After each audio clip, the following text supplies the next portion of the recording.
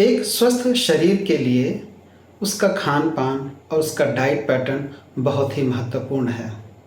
मेरा नाम है डॉक्टर अमरेंद्र त्रिपाठी और आज मैं एक ख़ास डाइट के बारे में बात करने वाला हूँ, जो डाइट है एएसडी के बच्चों के लिए, जिसे हम कहते हैं ऑटिज़्म स्पेक्ट्रम डिसऑर्डर के बच्चों के लिए। इसे हम 2 सेगमेंट में बाँट सकते हैं।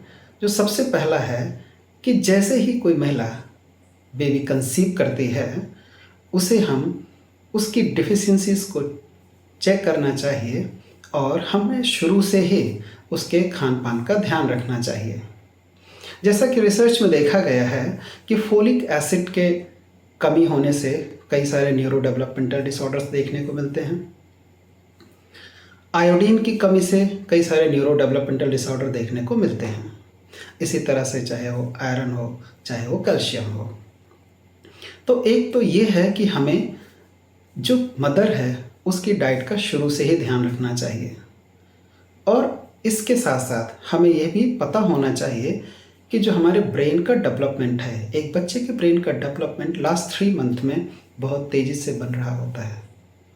नए नए कनेक्शन बन रहे होते हैं, नए सेल्स डेवलप हो रहे होते हैं।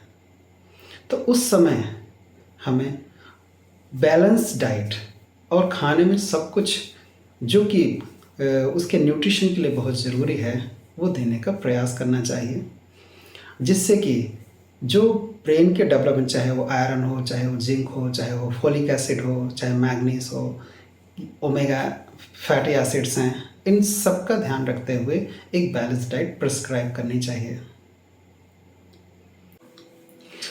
अब हम बात करते हैं ऑटिज़म स्पेक्ट्रम डिसऑर्डर के बारे में। यहाँ हमें एक स्पेशल न्यूट्रिशन प्रिस्क्राइब करने की ज़रूरत होती है कई बार, और इसमें क्या होता है कि हम कुछ डाइटरी सप्लीमेंट ऐड करते हैं और कुछ डाइट अगर प्रूव होती है कि वह बच्चे के लिए लाभदायक नहीं है तो हम उसे हटाते भी हैं। जैसे कि आयरन है, फोलिक एसिड है, B6 है, B12 है, जिंक है, मैग्नीज है, इन सब की डिफिशियंसी को चेक किया जाता है। सिंपल सी बात है, अगर किसी बच्चे में ये देखा गया है कि आयरन की अगर डिफिशियंसी है तो बच्चे की कॉग्निटिव एबिलिटीज़, मतलब उसके सोचने समझे निर्णय लेने की क्षमता को बहुत ज़्यादा प्रभावित करती है। तो हमें ये इन चीज़ों का ध्यान रखना है कि हमें डिफिशियंसीज़ को देखना है और उनको सप्लीमेंट देते हुए उसको करेक्ट करना है। विटामिन डी की डिफिशियंसी अगर है, विटामिन D3 प्रॉपर नहीं है, तो बच्चों के मसल्स में पेन हो सकता है, बोन्स में पेन, कई बार बच्चे ग्रोइंग पेन बताते हैं। तो इस तरह की चीज़ों को हमें देखना है। अब आते हैं कि कुछ बच्चों में यदि किसी डाइट से, जैसे कि ग्लूटेन, मतलब कि जो गेहूं से बनी चीज़ों से, अगर उसको खाने के बाद बहुत कॉन्स्टिपेशन हो रहा है या कुछ डायरिया हो रहा है, कुछ चीज़ें हो रही हैं, या दूध से बनी चीज़ें, जैसे हम अगर कोई किसी को लैक्टोज इंटॉलरेंस है, मतलब केसिन फ्री डाइट भी हम देते हैं। लेकिन ये जो gluten free diet, casein free diet, उन्हीं बच्चों को प्रिस्क्राइब की जानी चाहिए जिनमें प्रूवन इनसे एलर्जी की सिम्टम्स हों।